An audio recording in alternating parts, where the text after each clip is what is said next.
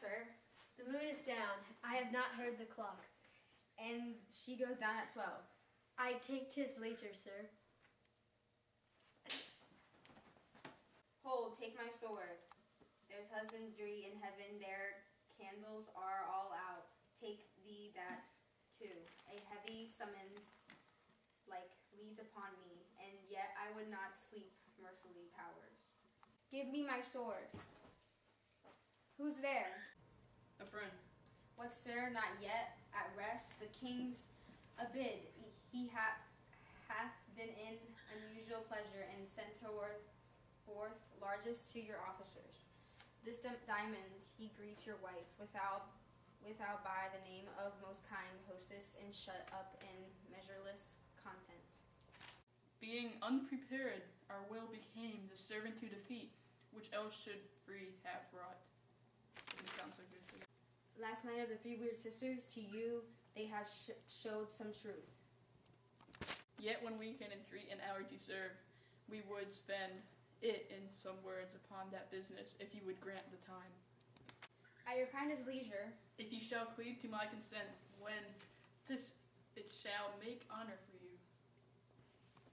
So I lose not in seeking to augment, to but still keep my bosom franchised, and allegiance clear, I shall be concealed. Good repose to the wild. Thanks, sir. The like to you.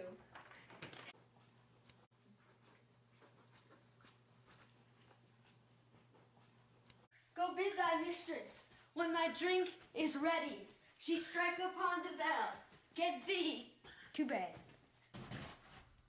This is a dagger which I see before me, the handle towards my hand. Come, let me clutch thee. I have thee not, and yet I see thee still.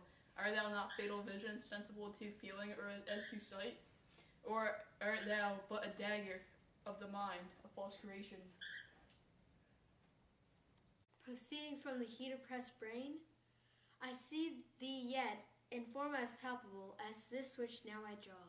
Mine eyes are made fools, owed that senses, or else worth all the vest I see the still, and on the blade and dungeon gouts of blood. Which was not so before, there is no such thing. It is bloody business with him informs, that's to mine eyes. Now over here the one half-world nature seems dead, and wicked are those abused to carrot and sleep. Witchcraft celebrates pale Hecate offerings and withered murder. Ruined by his sentinel the wolf, whose howls his watch thus with his stealthy pace, with Tarquin's ravishing strides toward his design, moves like a ghost. Thou sure and firm, set hear not my steps, which way they walk, for fear thy very stones prate of my whereabout, and take the present horror from the time which now suits with it. While I threat he lives words to the heat of deeds too cold breath gives. I go when it is done. The bell invites me. Hear it not, Duncan, for it is now that summons thee to heaven or hell. That which hath made them drunk hath made me bold. What hath quenched them, given me fire? Hark! Peace! It was the owl that shrieked, the fatal bellman which gives the steams good night. He is about it, the doors are open, and surfeited grooms do mock their charge with stores. I have drugged their pussets. That death and nature do contend about them, whether they live or die. Who's there? What ho? Alack, I am afraid they have awaked, and 'tis not done. The attempt, not the deed, confound us. Hark, I laid their daggers ready. He could miss 'em, had not resembled my father as he slept. I had done it. I have done the deed. Didn't thou not hear noise? I heard the owl scream and the crickets cry. Did you not speak? When? Now? As I descended? Eh? Hain, who lied? I, the learned chamber. Hain, who lies in the second chamber. Donaldine? This is a sorry sight. A foolish thought to say sorry sight. There one did laugh and sleep, and one cry and murder. That they did wake each other. I stood and heard them, but they in the J, their prayer, they say. There are two lodged together. One cried, God bless us, amen, and the other, Consider it not so deeply. but wherefore could not the pronounced amen? I in the most need of blessing, and amen stuck in me. Methought I heard a voice cry, sleep no more, Macbeth does not murder sleep. What do you mean? Still it cried, sleep no more. To all the house, Glams hath murdered step, and therefore Cawdor shall sleep no more. Cry. Why, worthy Thane? You do not embed your noble strength to think so brain sickly of things. Go get some water and wash this filthy witness from your hands. Why did you bring these daggers from thy place? They must lie there. Go, carry them and smear the sleepy grooms with blood. I'll go no more. I am afraid you think what I have done. Look on, again I dare not. And firm a purpose, give me the daggers. The sleeping and the dead are but as pictures, 'tis the eye of childhood, that fears a painted devil. If he do bleed, I'll gild the faces of the grooms withal, for it must seem their guilt.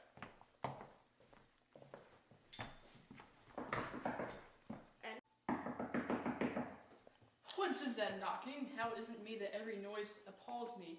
What hands are there? Ha! They pluck out mine eyes, while all great Neptune's ocean wash their blood clean from my hand. No, this my hand will rather the multitudinous seas incarnated mark, making the green one red. And my hands are of your color, but I shame to wear a heart sewn white. I hear a knocking at the south entry. Retire we to our chamber. A little water clears us of this deep. How easy is it then? Your constancy hath left you unattended. Hark, more knocking. Get on your nightgown. Left occasion, call us and show us to be. To know my deed, 'twere it best not know myself.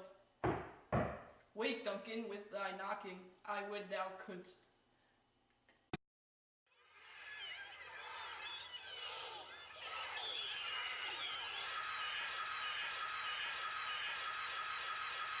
And the crickets cry. Did you not speak? When? Wow. No. I told you not to. I told. To know my deed, 'twere best not know myself. Wake, Duncan, with thy knocking.